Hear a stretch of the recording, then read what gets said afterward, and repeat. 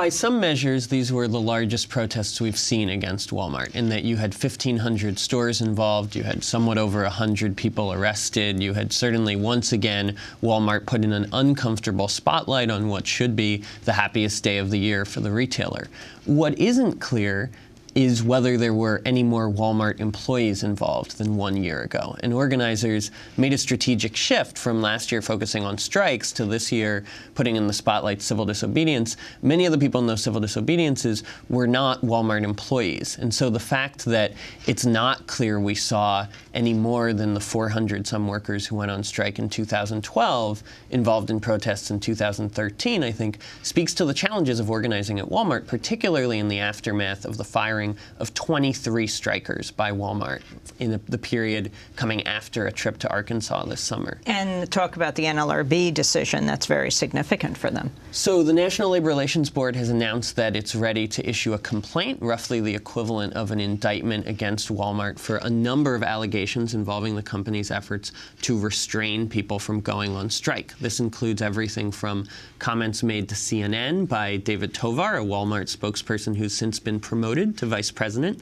who said that depending on the circumstances, there could be consequences if you don't come to work, to firings, other forms of retaliation, alleged retaliation, various kinds of discipline against workers who stood up. And these allegations have been made throughout the campaign.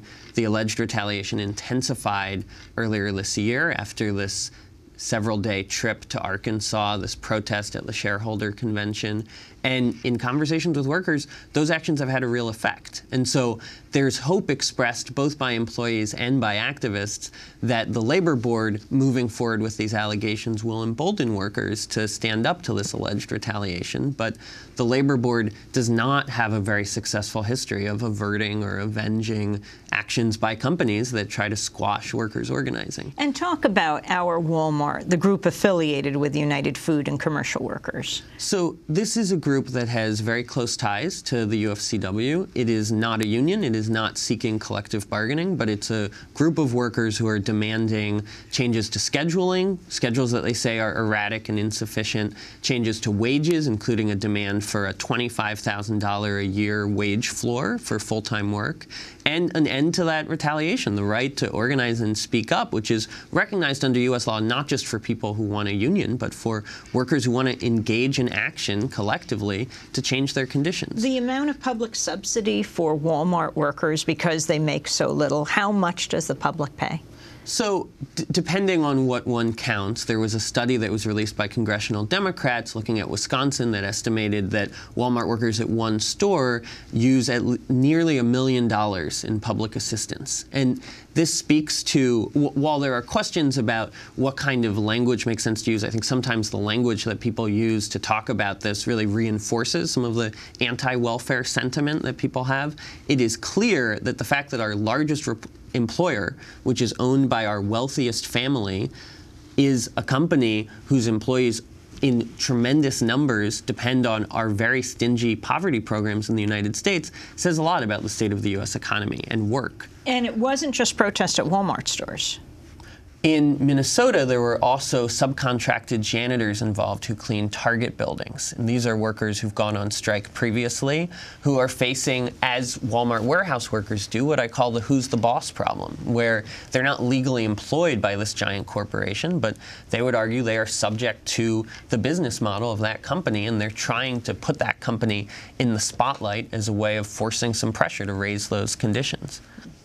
Talk about what's going to happen on Thursday and how these actions, if they are related. So the New York Times' Stephen Greenhouse reported that the fast food campaign, an effort that, as I reported first at Salon, came out last year with a strike in one city in New York, which we've seen escalate since then. Greenhouse reported is going to involve strikes in 100 cities on Thursday and protests in many more.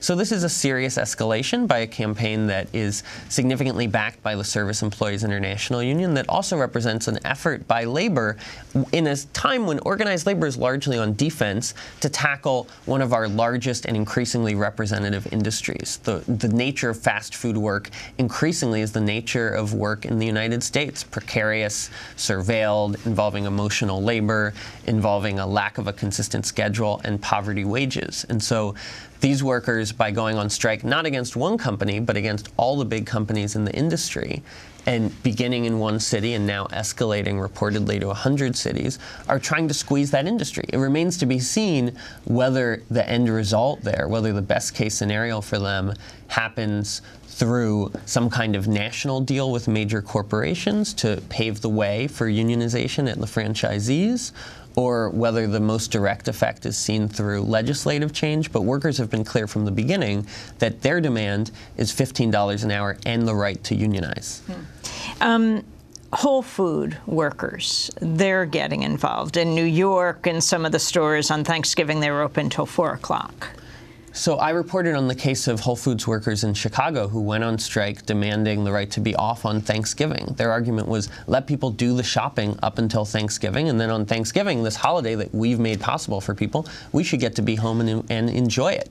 And those workers at Whole Foods went out on strike in Chicago. This is a group that's tied to the same folks in the fast food movement in Chicago, which also includes retail and Whole Foods.